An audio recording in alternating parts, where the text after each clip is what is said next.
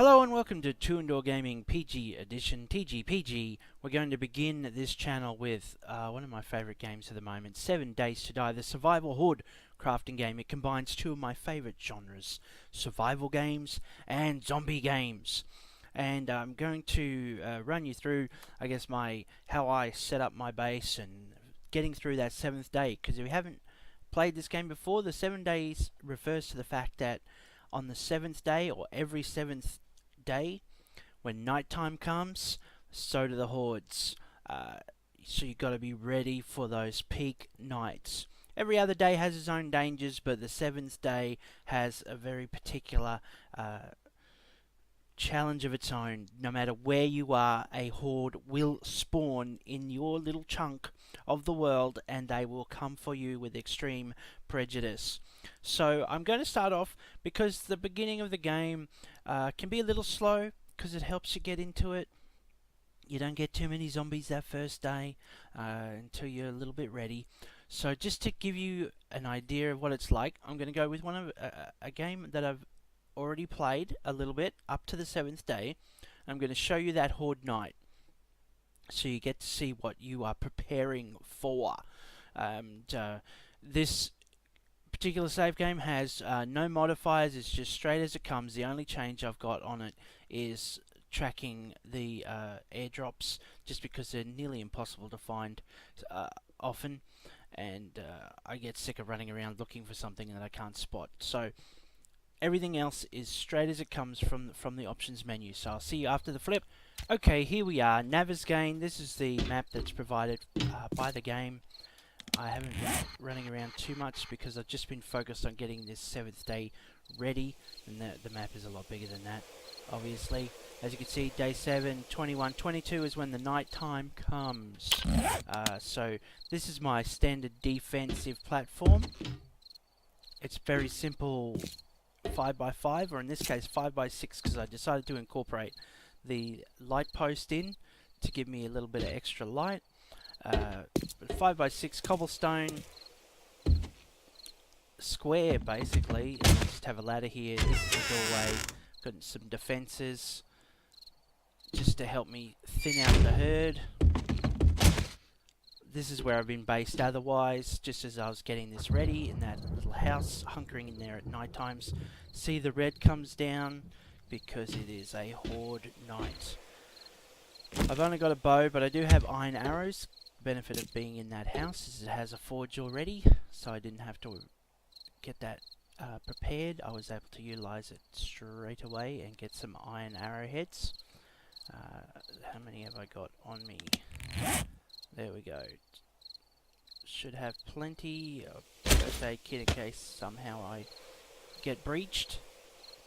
I'll need that on standby.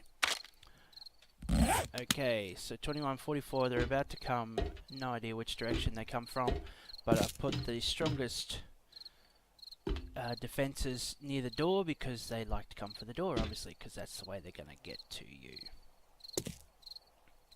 So these metal trussing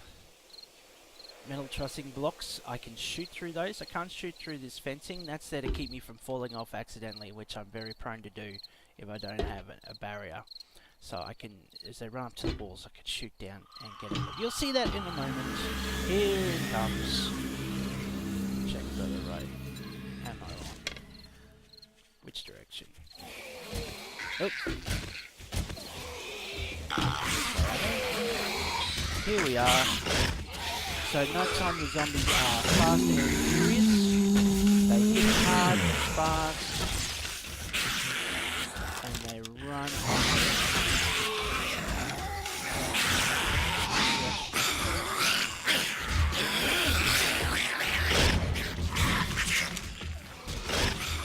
I think my defense is thinning out a bit for me.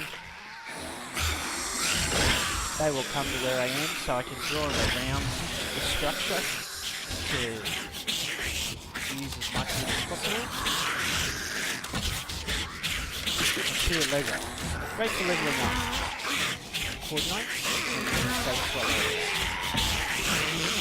As you can see, there's lots of them in the areas, and if I was down on the ground, I'd be dead in a second.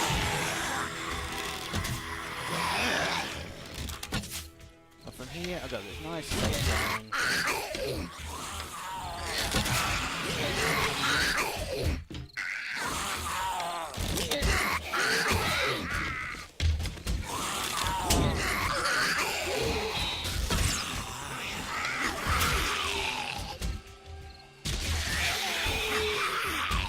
Actually seen them arrive here.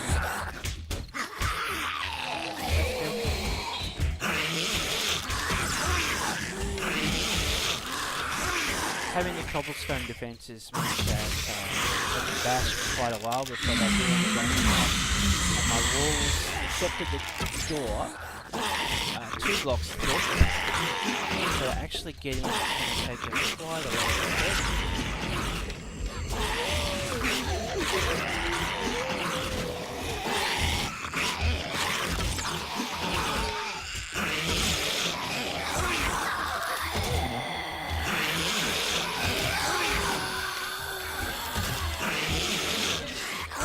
Now, in a building like that, you're toast.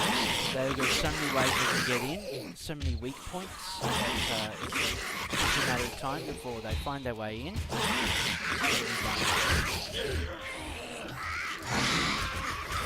Generally at night, they won't come for you unless you're making noise or you're holding meat, something smelly that draws their attention. Or you've got fire on, or something that's creating a heat sink. So you want to be quiet, cool, and not carrying anything smelly. You can just basically hide for the night behind some walls. Any walls are very general. I like when they do this spinning weird thing. So I don't have a mining helmet to put it on. Illumination,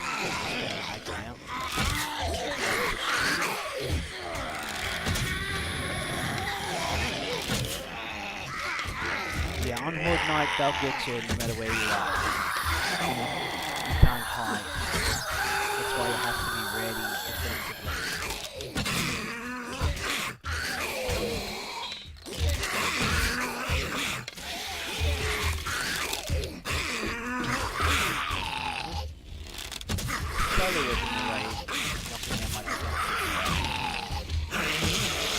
Each time one of the spike traps does damage to something.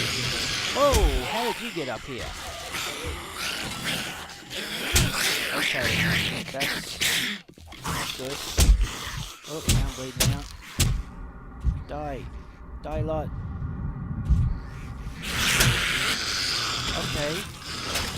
That happens sometimes. I have no idea how they get in, but they do. Glitched. So it must have been a glitch. They glitched in.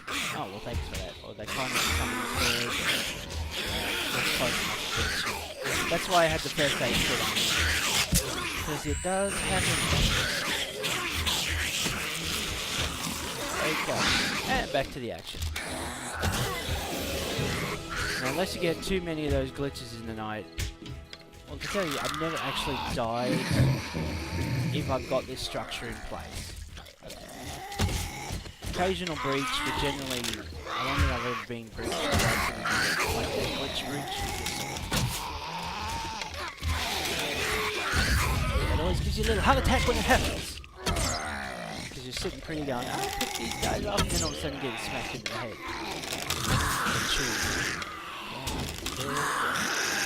Who's next? Better go and buff back there and back up a bit. I don't know. Thanks, last words.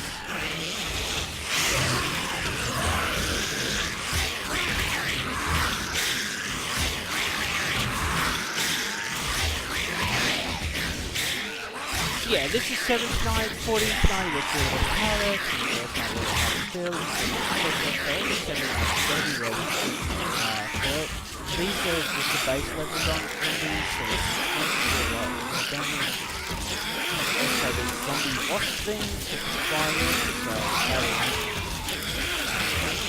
that is exposed to that. there's these big, large police zombies too that will sort of use some sort of toxic glue at you, and then when they're almost dead, they will explode, doing damage. So that's I don't think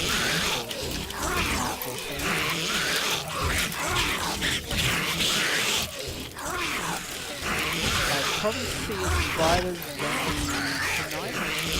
See one yet. Those actually find wolves. That's the benefit of having this trussing overhang, is that they can't climb down the trussing, they just get blocked. They're not smart enough. They can climb straight up, but they can't climb out and up and over. So they get caught underneath the trussing, as long as you get them before they break through one of the trussing. Because it's metal, it's pretty strong.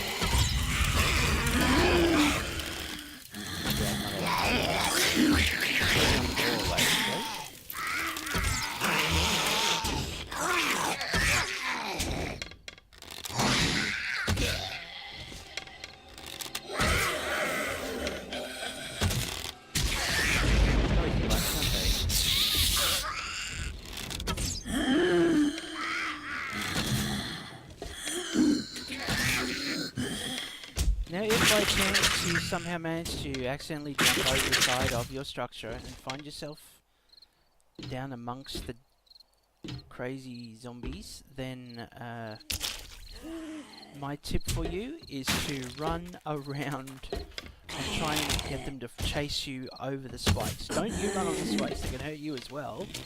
But you sort of run alongside them in circles around the structure, and they'll sort of cut the corners and hurt themselves on the spikes, and you just might survive. I've had to do that a few times in various games, playing with multi-man and multiplayer.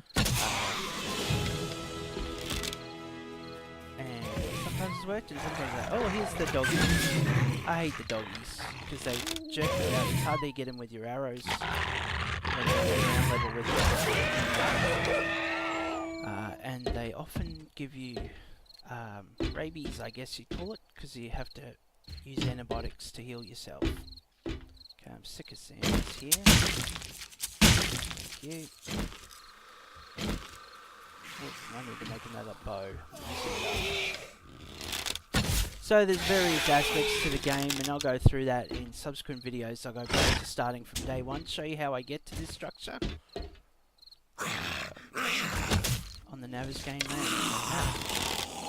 And talk you through, in case you haven't played it, some of the aspects. Building up, durability, skills. There's a lot to this game. I really enjoy it. I enjoy zombie games to start with, but I really like that survival element. Combining, building your own structures. You can make a house like this with a little bit of time and creativity and energy, or you can just move into one of those and try and fortress it up. My goal, I've not actually got to it yet on the couple of single player sort of things I've done, is to actually create a compound using this structure as the base for a wall. So I've sort of, I think the most I've gotten to was two sides of the square, basically. With this structure, when we extend it out, there's a full compound, and then inside the compound have like a storeroom and a farm, because you can farm food. Food is a big issue. Is this all life? I hate not having a mining helmet. It's so much hard to see what's going on. Tried putting torches around, but you only have so many torches. Oh, I do. Well, there's that one noisy fella. Oh, there we are. That's why I incorporated this street light in the structure, to give me a little bit of extra lighting. I can't create those street lights, so I'm just not.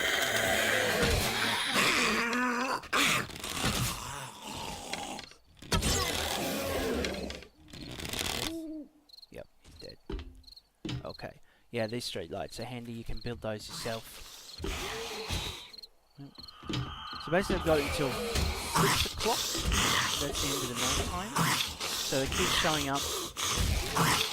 But that big horde at the start is where the danger is. Now that I've cleared that horde out, getting less. Occasionally you'll get a second bigger group come through, but generally it's just drips and drabs at this point. On to day 7 anyway.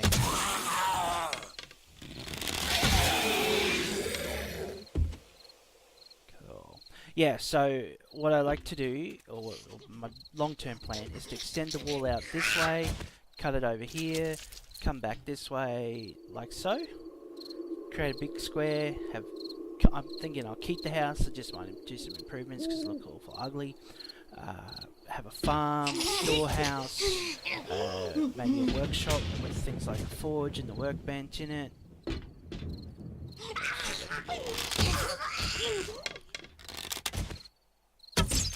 Yeah, just create a little compound. I presume, like I say, I haven't tested it yet, I presume that as long as it's well lit, nothing will spawn inside, even in this little space. Actually getting a full circle I've not managed yet. So yeah, so just as in between horde nights, keep building the wall out, like so. Keep this basic structure all the way around, it gives me that defense. I might just go in and repair my door, bashing at it a bit. Yeah, it's a nice metal door, so it's pretty strong. Cobblestone, like I said, takes a lot of damage. A lot more than I do, that's for sure. So I just repair around the doorway there. Cheese apples. Like this is like two thickness walls. So you see that? That's solid wall under there. So I'm confident not getting breached this early on in the game, certainly. Maybe by day 60 something or whatever that horde is, I might be tough. Day 70 might be tough. See, even if I ran out of arrows, I could pretty much just get him to run on the spikes all night. You don't get the kill experience with traps, but you get the peace of mind of not getting chewed on, so that's a benefit. Next. Sometimes they won't come for the door, they'll just run straight to the wall, and even if you move around they won't, but most of them come. Maybe they can door handles or something, I don't know.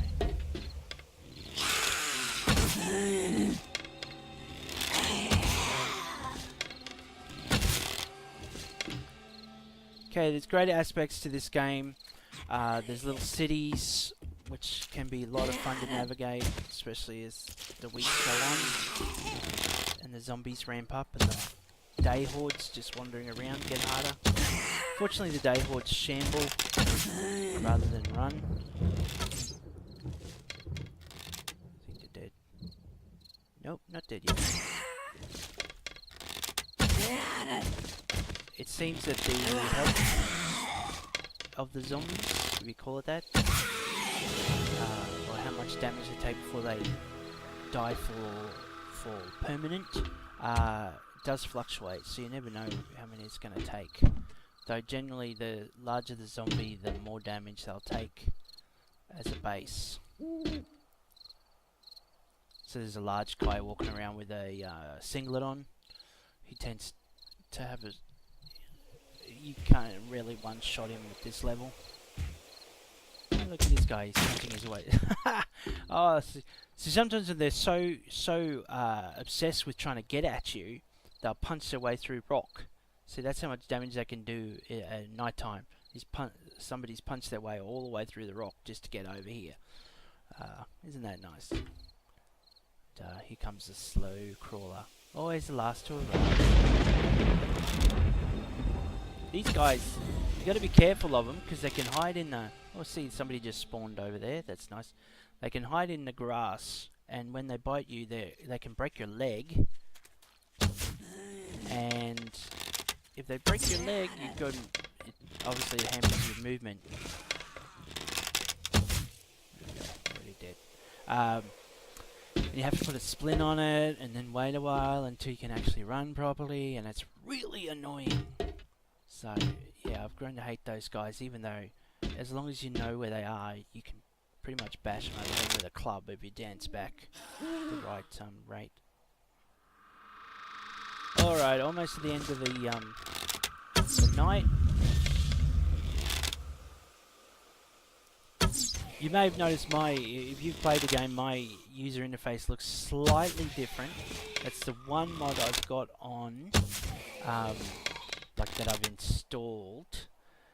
All it is, it doesn't change any of the gameplay. All it does is it shows my hunger and my thirst down in the corner here.